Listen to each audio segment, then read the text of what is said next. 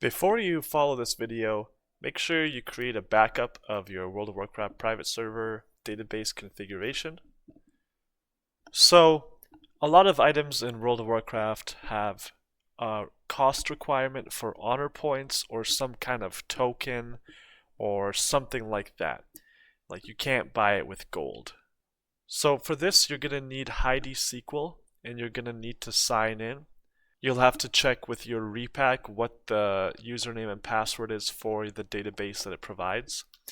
So for mine, I go under World, and usually this is how most repacks are organized, so this is pretty consistent. If yours doesn't look like this, then I might still be able to help you if you join the Discord channel, but this is for Azeroth core repacks. So if you come under item template, you'll notice there's a buy price and a sell price. And if I go along the columns, or if I go under the column filter, you'll notice that there's nothing that says like extended cost or honor cost or anything like that. Because it's actually in the NPC vendor, it shows extended cost right here. So you'll notice all of mine is already 0 because I've already made the change, and I just wanted to make this quick video. So if you go into query at the top left hand corner and click new query tab, there's going to be 3 commands to run. So the first one is delete from NPC vendor where extended cost is greater than 0. So it's showing that like everywhere, every row where the extended cost is more than 0. And now these costs can be honor points or any arena tokens or any kind of other badges or tokens or whatever. So it basically deletes those rows.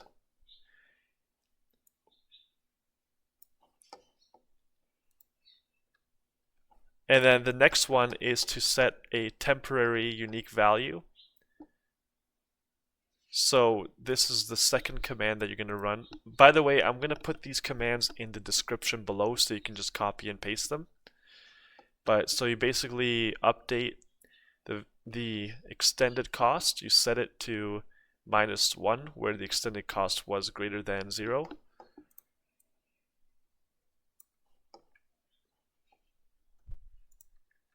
This is the next command you want to run, which sets all the costs to 0. So now what I want to do is all of these items are now going to cost nothing. They're going to be completely free. But I do want them to cost something. So the next command I'm going to be running is in the item template, every item that has a buy price of 0, I'm just going to set it to like 5 gold, let's say. And I've got this in, I'm just going to hit run. And then I'm going to set the sell price to... This is going to include a lot of items, so I'm just going to do 1 copper. So you better not mess up. You better not mess up and buy something that you didn't accidentally buy because, yeah. And now here is another command. So this is saying anything that has a requirement level of 80 that has a buy price of what I just set it to, I'm actually gonna raise the price of that by a bit. By, let's say, I'm just gonna put in 90,000. So now if I hit play, now it's gonna run my SQL query. So now I'm gonna stop my world server and restart it. In my WoW client, I'm gonna delete the cache because the cache data might still show the old price of the item. just in your local.